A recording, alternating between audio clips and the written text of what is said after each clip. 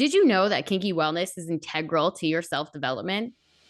Hi, welcome to The Partition, home of kinky wellness, the ultimate destination to explore the integral connection between kinky wellness and your personal development.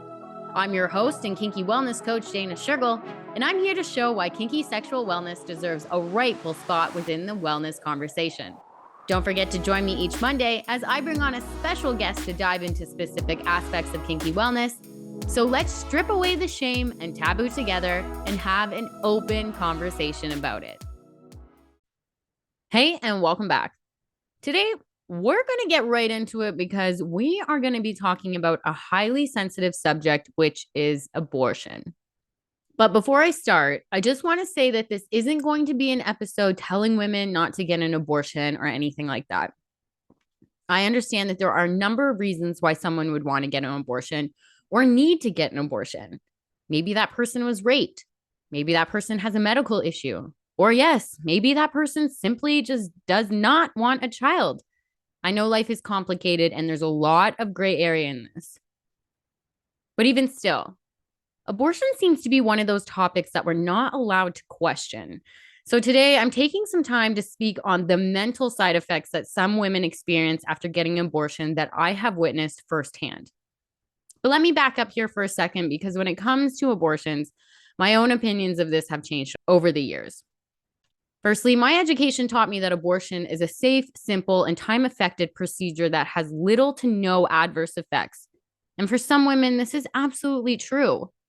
But for some other women, I see now that this is far from the truth. Just like any medical procedure, physical complications can happen.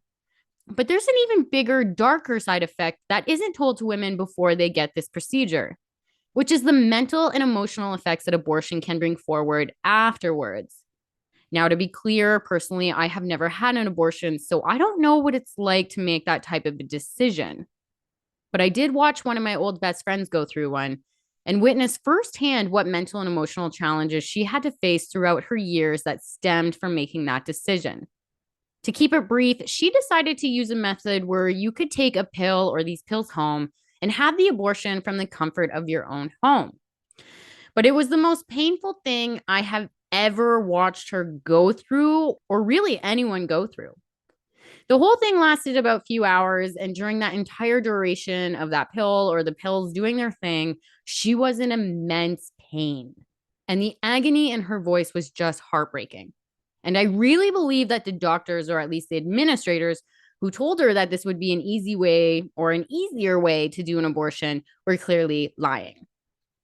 And quite frankly, this is just another example of making women go through a very painful procedure and not fully informing them of how painful the procedure is actually going to be.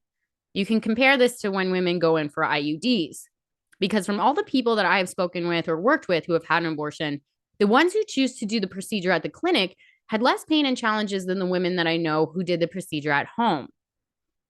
But what really caught my attention is how her behavior and things had changed after getting that procedure, maybe about a year in. You know, she started reminiscing about a life she never had.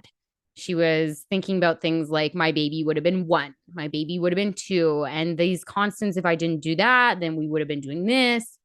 And she was locked in this perpetual nightmare. And that's when I saw the dark side of abortion, which is the mental and emotional aspects that can happen to a woman. In her case, these thoughts and feelings came up a year later and not necessarily right after the procedure. But also in her case, the possibility of having mental or emotional adverse reaction to receiving her abortion wasn't something that was mentioned to her at the time.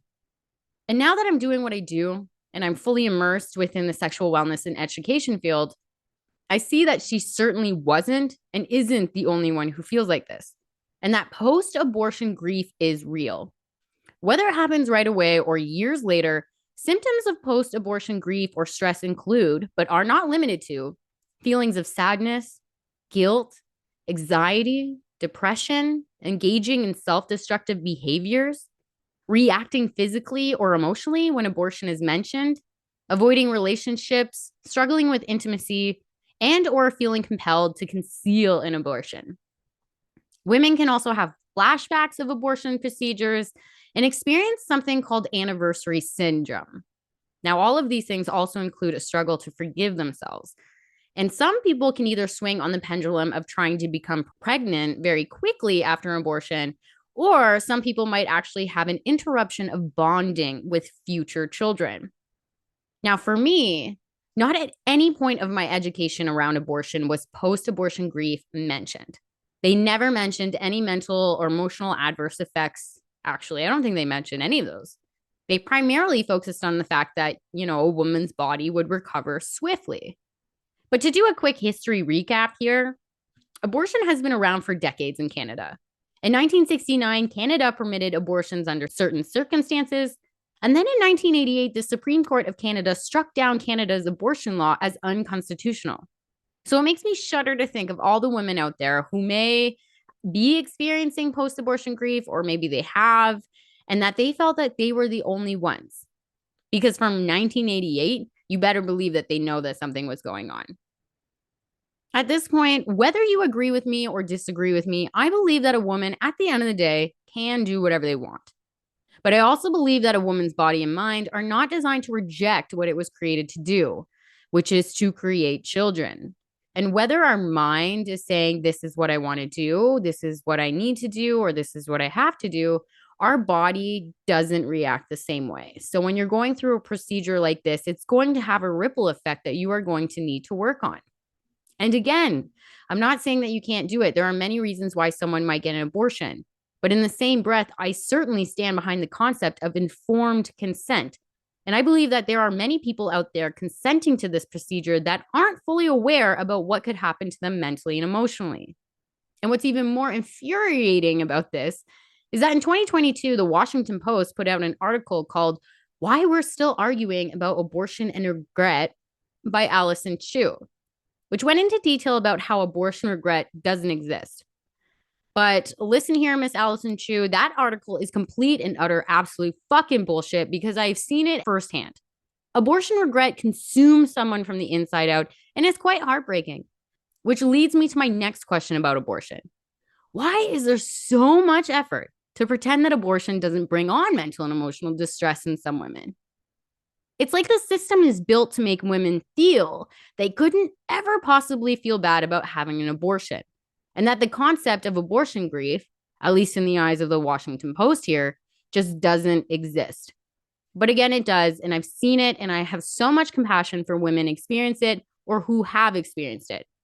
Even further, if you are someone who stands on the opposing side of abortion, like 100%, no question, they don't want to hear it, they just are like, absolutely not, then the mainstream media is going to brand them as some sort of devil.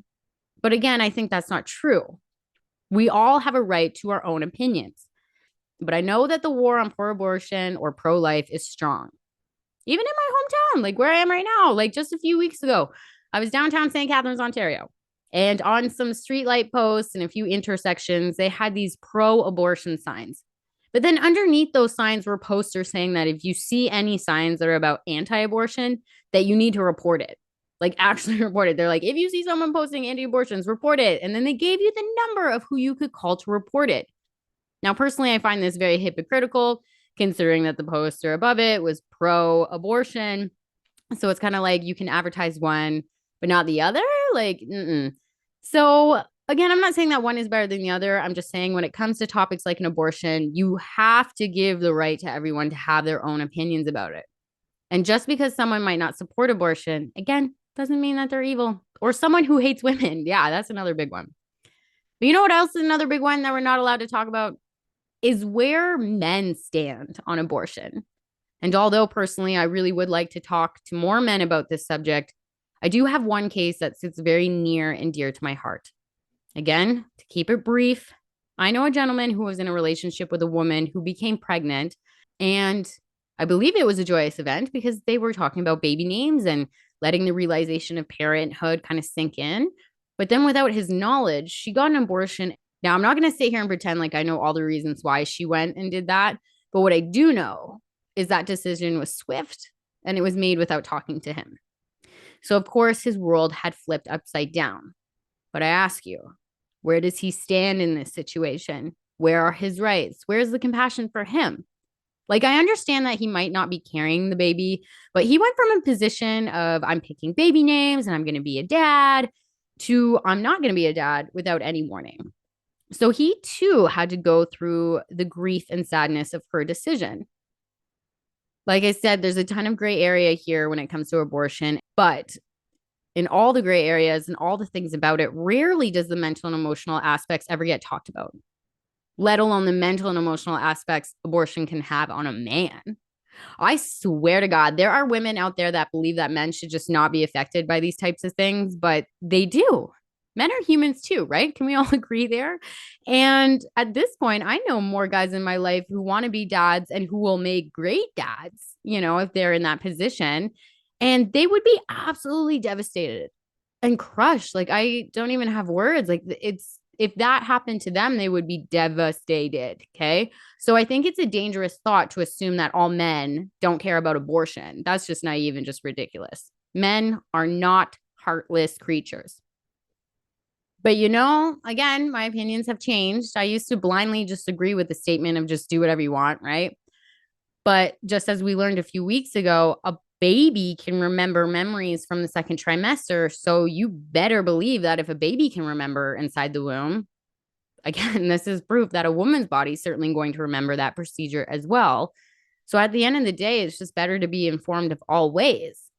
And if you are informed that a mental or emotional adverse effect, or like you have feelings of regret or something comes on and you're aware of that, then at least that woman, has a higher possibility of seeking help and the right type of help and not be gaslit by our society that the stress is coming from work or something else. So to help, I've included some links in the description for post-abortion grief. And I hope that if you know someone, whether that's male or female, and if they're suffering from post-abortion grief, please understand and know that you are not the only one and that support groups are out there. Just put it into the search bar and I'm sure some things will pop up for you there. But if you're still listening at this point, I want to say thank you. I know abortion is a hard and complex topic to talk about and that every situation is different.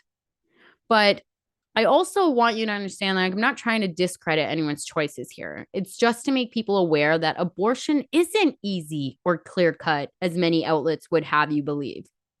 All of our choices have reactions, and sometimes our reactions can be delayed. So again, it's just better to be aware and open up honest conversations about it. But let me know your thoughts. Where do you stand on abortion? Do you believe that the man shouldn't have a say?